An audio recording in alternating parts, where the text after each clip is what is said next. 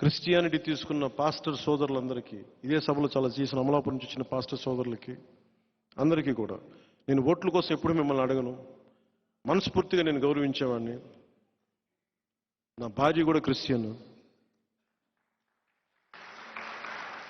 కానీ నేను దాన్ని దృష్టిలో పెట్టుకొని చెప్పట్లేదు, ఎందుకంటే నా అన్ని మతాల మీద గౌరవం ఉందని చెప్పడానికి చెప్తున్నాను.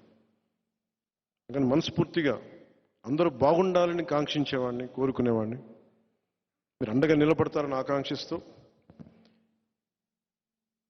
ఇదివరకు గెలిచినా ఓడినా మీ వెంటే ఉంటాను అని చెప్పేవాడిని. ఇప్పుడు గెలుస్తున్నాం, గెలిచే తీరుతున్నాం, మీ వెన్నంటే ఉంటాం. కష్టాలు అయిపోయినాయి, ఇప్పుడు ఛాలెంజ్లే ఉన్నాయి. ఛాలెంజెస్ ఏంటంటే భవిష్యత్తు నిర్మాణం ఎలా చేయాలి, దాని మీదే ఛాలెంజ్. జగన్ పోతున్నాడు, వైసీపీ పోతుంది, పొత్తు గెలుస్తుంది. ఏ రౌడీ మూకలైతే అరాచకం చేసినాయో ఆ రౌడీ మూకలకి జనసేన అనే శక్తి చూపిస్తాం. ఇది మనస్ఫూర్తిగా మీ అందరికీ ఈ మెసేజ్ అంతా మీ మాధ్యమాల ద్వారా బయటికి తీసుకెళ్ళండి. ఎక్కువ మందిని ఓటింగ్ తీసుకొచ్చేలా చేయండి. 18 సంవత్సరాలు నిండిన యువతి యువకుల్ని పొత్తుకేసేలా మీరు మాట్లాడండి, కన్విన్స్ చేయండి. ఆంధ్రప్రదేశ్ రాష్ట్రాన్ని చీకటి నుంచి వెలుగులోకి తీసుకురండి. మనందరి బాధ్యత ఇది. నా బాధ్యత నేను నిర్వర్తిస్తున్నాను. మీ బాధ్యత మీరు, మనందరి బాధ్యత ఎవరి కాళ్ళు నిర్వర్తిద్దాం. సోషల్ మీడియా గురించి. సోషల్ మీడియా ఒక గ్రేట్ టూల్. అది కత్తిని తీసుకెళ్లి జగన్ చేతిలో పెడితే బాబాయ్ని చంపేస్తాడు. సజ్జల్ గారా, నాకు తెలీదు. నాకు చాలా కాంప్లికేటెడ్ తీరుస్తున్నాయి, నాకు తెలీదు. అది బాబాయ్ గారు చనిపోయారు. అంటే సోషల్ మీడియా టూల్ అంటే కత్తి లాంటిది. దాంతో కూరగాయలు చేసి కట్ చేసి కూరపప్పు వండుకోవచ్చు, బతకచ్చు, ఎదుటి మనుషులు పొడి చేయొచ్చు, కోడి కత్తితో కూర్చొని డ్రామాలు కూడా చేయొచ్చు. కానీ సోషల్ మీడియా సచ్ టూల్. నేను ఎందుకు సోషల్ మీడియాలో కూడా చాలా అరుదుగా వాడతాను, అవసరమైన మేరకే వాడతాను. ఫాలోవర్స్ కోసం ఈ పిచ్చిగా నేను చేయలేను. నేను లైక్స్ కోసం, డిస్లైక్స్ కోసం నేను చూడను.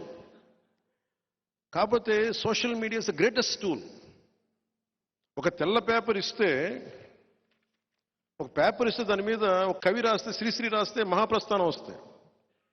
జగన్కి ఇస్తే బూతులు వస్తాయి. So social media such a great tool.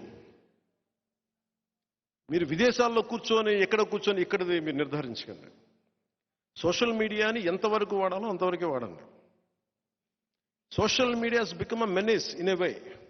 చచ్చిపోతున్నారు చాలామంది, నలిగిపోతున్నారు. అది ఈ పొలిటికల్ రైవల్స్కి అది వెపన్ అయిపోతుంది. మన వాళ్ళకు కూడా చెప్తున్నాను, మీరు ప్రత్యర్థులను తిట్టేటప్పుడు కూడా ఒకవేళ మీరు భాషని తట్టుకోలేనంతగా తిడితే మటుకు ఇందుకు తిడుతున్నామని వాళ్ళకి పోస్ట్ చేయండి, తప్పక తిడుతున్నామని. అంతేగాని మీరు ఎదురుపడిపోయి చిన్నపాటి కామెంట్ నేను తిట్టినా కానీ కొంచెం భరించండి. పాలన మహా అయితే ఏం జరగదు. మీరు ఒకటే ఆలోచించండి, ఆకాశం మీద ఉమ్మేస్తే ఎక్కడికి వెళ్తుంది? మహా అయితే కుడి కన్ను మీద కానీ ముక్కు మీద కానీ పడుతుంది. అంటే వాళ్ళు చేసిన దాన్ని బట్టి. జనసేన ఏదైనా కాదు, మనం సోషల్ మీడియాని బీ రెస్పాన్సిబుల్. ఎందుకంటే సోషల్ మీడియాలో భవిష్యత్తులో ఒక డేటా ప్రొటెక్షన్ బిల్ వస్తుంది, డేటా సెక్యూరిటీ బిల్, ఇవన్నీ వస్తున్నాయి. అందువల్ల ఇప్పటి నుంచే దీన్ని మనం క్రమబద్ధీకరణ చేసుకుంటే it would be great tool. అలాగే ఆర్టిఫిషియల్ ఇంటెలిజెన్స్, ఏఐలో పాపం ఎవరు ప్రధానమంత్రి గారు కూడా చెప్తున్నారు, ఆయన కూడా కూర్చోబెట్టి చేసే ఆ స్థాయిలో ఉన్నాయి. ఎవరో ముఖానికి తగిలించేసి ఇవి కూడా జరుగుతాయి. Artificial intelligence has become such a menace. ఇవన్నీ దృష్టిలో పెట్టుకొని, ఇవన్నీ ఎందుకంటే ఫాల్స్ ఇన్ఫర్మేషన్, డిస్ఇన్ఫర్మేషన్ చాలా ఎక్కువ ఉంటుంది. Misinformation, disinformation.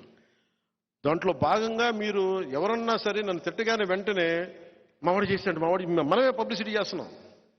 మీరు చేయకండి, నిర్ధారించుకోండి. అలాగే మన మీదే కాదు, ఈవెన్ వైసీపీ మీద వచ్చినా కానీ ఇది వాస్తవం అవాస్తవమా కాదా నిర్ధారించుకోండి. ఎందుకంటే మనం దాన్ని భరించద్దు. దాన్ని తప్పైనప్పుడు మటుకు మొత్తం మీద పడిపోండి, అది తప్పులేదు. కానీ అనవసరంగా మనం కూడా దాన్ని పెంచి పెద్ద చేయకండి. చాలాసార్లు నా దృష్టికి వైసీపీ నాయకులు జగన్ గారి ఇంట్లో విషయాలనే చెప్తా ఉంటారు. వచ్చి ఇంట్లో విషయాలు చెప్తా నేను అడుగుతాను, ఫస్ట్ మీరు వాళ్ళ దగ్గర పని చేస్తున్నారు, అది తప్పు అనిపిస్తుంది. నేను అలాంటి వాళ్ళు కలవనని చెప్తాను. ఇప్పటి నుంచి కదా, 2009 నుంచి నాకు తెలుసు. రాజశేఖర రెడ్డి గారికి సంబంధించి పనిచేసే వాళ్ళు నా దగ్గరికి వచ్చి ఆయన గురించి ఇలా చెప్తా ఉంటే, ఫస్ట్ ఆయన మీకు జీవితం ఇచ్చాడు, జీతం ఇచ్చాడు. ఆయనకి ద్రోహం చేసినవాడు మళ్ళీ నాకు ద్రోహం చేయని గ్యారంటీ అండి, అవసరం వెళ్ళిపోయాను. ఇప్పుడు ఆపరేషన్ లేకుండానే మోకాళ్లకు ప్లాస్మా ట్రీట్మెంట్. మీ ఆర్థోపెడిక్ సమస్యలన్నిటికీ రోబోటిక్ టెక్నాలజీ ద్వారా తక్కువ ఖర్చుతో శాశ్వత పరిష్కారం. Free consultation. ప్రతి ట్రీట్మెంట్ పై 20% డిస్కౌంట్. ఈ ఆఫర్ కొద్ది రోజులు మాత్రమే. త్వరపడండి. V9 hospitals 9281465842.